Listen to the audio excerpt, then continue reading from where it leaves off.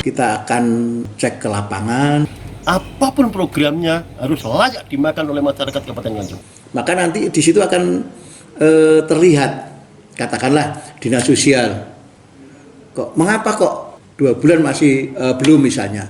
Jangan sampai masyarakat menjadi korban lagi. Kita melakukan pengawasan dan juga monitoring.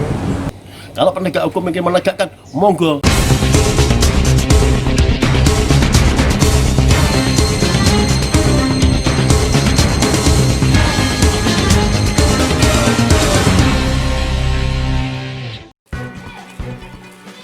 Proyek bantuan sosial atau bansos beras untuk puluhan ribu masyarakat terdampak COVID-19 di Kabupaten Nganjuk, Jawa Timur terus menuai permasalahan.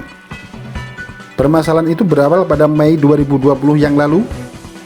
Kala itu ditemukan wujud beras yang diberikan kualitasnya jelek. Hal itu memantik reaksi protes dari Komisi 4 DPRD Kabupaten Nganjuk dan masyarakat penerima.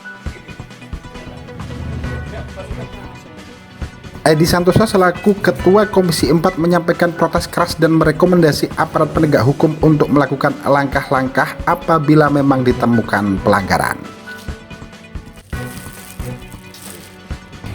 Saya menyayangkan, dari kemarin saya menindak Kecamatan Baron, Kecamatan Patialrowo, lalu kita langsung ke Gondang. Ternyata saya dimulai dari Senjayan, terus Jongglugu, Ketawang tidak saya lanjutkan. Dari 3 desa itu kita menemui beras yang benar-benar itu kurang baik. Itu kan alokasinya sebenarnya itu uang 200, namun pemerintah daerah diberikan beras 20 kilo, tapi anggarannya 200. Seharusnya kalau dana 200 itu kalau 20 kilo, itu kan berarti 1 kilo kan 10.000, tapi kalau dibelikan 9.500, yang 500 untuk akomodasi, kita kan tidak ada masalah. Yang penting itu gini, kita itu memberikan sesuatu, kita makan mau, dimakan masyarakat kita mau. Harapan saya wabah Kabupaten Nganjuk ini COVID-19 ini kita selesaikan kapan, jangan sampai masyarakat menjadi korban lagi. Oleh sebab itu harapan saya kita evaluasi bersama, sehingga ke depan itu benar-benar beras itu layak dimakan oleh penerima. Saya tidak ingin yang sudah dianggarkan pemerintah pusat maupun pemerintah daerah atau provinsi, nanti masyarakat menerima beras itu yang kurang baik, karena tujuan pemerintah adalah sangat mulia. Kalaupun ini nantinya ditemukan sebuah pelanggaran gitu, kalau memang ini ditemukan suatu pelanggaran, saya monggo-monggo saja. Kalau saya itu hanya gini, kalau penegak hukum ingin ini dilanjutkan penegak hukum dari DPRD rekomendasi, bahkan saya tidak ingin itu hanya terulang dan terulang kembali. Apapun programnya harus layak dimakan oleh masyarakat Kabupaten Nganjuk. Kalau penegak hukum ingin menegakkan, monggo, itu adalah hak mereka, hak beliau untuk menegakkan hukum yang ada di Kabupaten Nganjuk. protes Ketua Komisi 4 itu pun ditindaklanjuti oleh Unit Tipikor Satuan Reserse Kriminal Kepolisian Resort Nganjuk. Tepatnya pada 29 Juni 2020, Unit Tindak Pidana Korupsi Satreskrim Polres Nganjuk memeriksa IH, Bendahara Dinas Sosial PPPA Pemerintah Kabupaten Nganjuk. Pejabat itu pun dimintai keterangan oleh penyidik terkait dengan bansos beras tersebut. Kita melakukan klarifikasi sifatnya. Kita dalam rangka sebagai aparat penegak hukum kita melakukan pengawasan dan juga monitoring terhadap berbagai bentuk bantuan sosial selama pandemi COVID-19 yang ada di wilayah Nganjuk, karena itu memang kewajiban kita, sehingga kami melakukan klarifikasi pada hari ini. Siapa Tugas dah? Ya, salah satunya bendahara dari Dinsos. Yang satunya lagi siapa? Ya, Yang satunya lagi siapa? yang satunya lagi kemarin yang mendampingi belum. Kalau temuan awal dari kepolisian seperti apa nih? Ya, kemarin kita menyikapinya berdasarkan hasil dari monitoring kita di media massa, di media sosial, banyak beredar terkait dengan kualitas beras yang tidak sesuai. Oleh karena itu kita tim dari unit Tipikor melakukan pengawasan, turun langsung ke lapangan. Berarti beras yang dari Pemkab Nganjuk? Ya. Belum juga selesai pemeriksaan polisi terkait dengan bantuan beras bansos yang dinilai tidak sesuai dengan alokasi anggaran yang dikucurkan. di mana beras bansos yang diterima masyarakat kualitasnya lebih jelek jika dibandingkan dengan anggaran yang dialokasikan. Kini kembali muncul permasalahan baru, di mana penyaluran beras ternyata sudah 2 bulan macet. Masyarakat tidak lagi menerima paket beras 20 kg per kepala keluarga tersebut. Setidaknya sejak Juli hingga Agustus 2020 ini. Padahal sebelumnya Bupati Nganjuk Haji Novi Rahman Hidayat pada peluncuran Bansos 22 Mei 2020 yang lalu telah menyampaikan jika paket beras akan disalurkan kepada masyarakat selama 9 bulan penuh.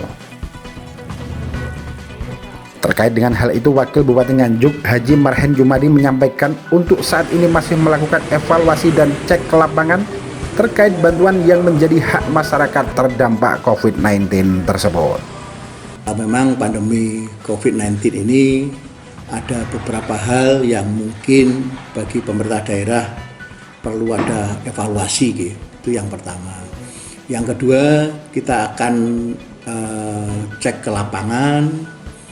Memang dari informasi dari beberapa pihak termasuk dari media, kita kan baru berjalan di 2 bulan. Padahal kan rencana sesuai dengan anggaran kita itu kan 9 bulan. Maka kita evaluasi.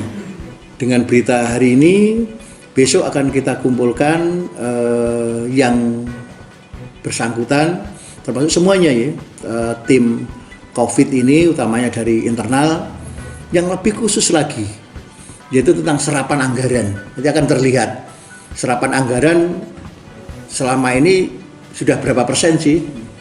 Maka nanti di situ akan terlihat, katakanlah dinas sosial, mengapa kok masih 2 bulan masih belum misalnya. Nanti kita akan gali apa sih sebenarnya hambatannya.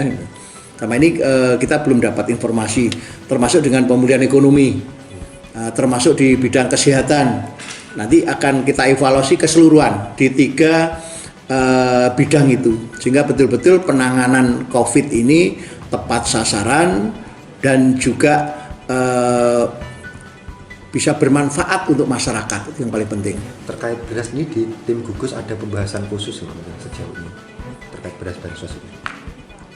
Kalau dibahas khusus di gugus memang di awal ya. Ini evaluasi belum. Maka mungkin besok kita akan coba untuk gali kira-kira hambatannya ada di mana, sehingga betul-betul kita begitu ada data, ada fakta, maka kita juga cepat reaksi kita. Ini paling penting. Ya, tapi informasi masih dikelola Bumi Desa atau mungkin ke pihak lain sekarang? Ya itu mungkin nanti akan kita cek lagi besok mungkin ya, setelah hasil rapat nanti akan kita sampaikan kepada masyarakat termasuk ke media. Kira-kira hasil rapat apa sih kendalanya, termasuk siapa sih nanti yang mengelola. Kalau saya sih sebenarnya lebih cocok di BUMDes, karena BUMDes itu juga melibatkan masyarakat. Mereka beli di petani langsung, terus kemudian dia olah, terus kemudian nanti BUMDes juga kalau ada keuntungan juga dikembalikan kepada desa, dan desa juga untuk membangun di desa yang bersangkutan. Saya pikir ini adalah cerminan ekonomi kerakyatan yang sesungguhnya seperti itu. Terlepas apakah mendiknya bantuan beras tersebut disebabkan pemanggilan pejabat Dinsos oleh unit Tipikor Satreskrim Polres Nganjuk atau memang semata-mata karena kendala teknis, namun yang pasti bantuan sosial yang telah dialokasikan untuk masyarakat terdampak COVID-19 itu sudah seharusnya diberikan sesuai yang telah disampaikan oleh Bupati Nganjuk Haji Novi Rahman Hidayat.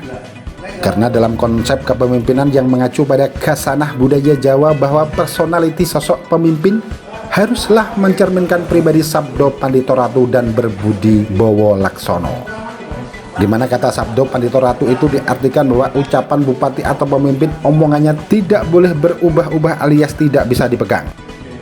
Sedangkan kata berbudi bowo laksono itu diartikan bahwa bupati atau pemimpin harus setia dengan janji dan perbuatannya. Termasuk seorang pemimpin tidak boleh berkilah, melempar batu sembunyi tangan, melempar kesalahan kepada pembantunya atau anak buahnya, atau juga kepada orang lain sebagai tumbal atau kambing hitam.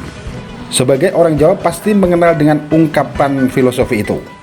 Filosofi itu tidak hanya berlaku bagi orang Jawa, namun juga non-Jawa. Tidak terkecuali juga berlaku bagi pemimpin di seluruh penjuru negeri tercinta ini. Dari Kabupaten Nganjuk, Jawa Timur, Agus Bima, Tim Liputan, Akurasi TV. Akurasi TV.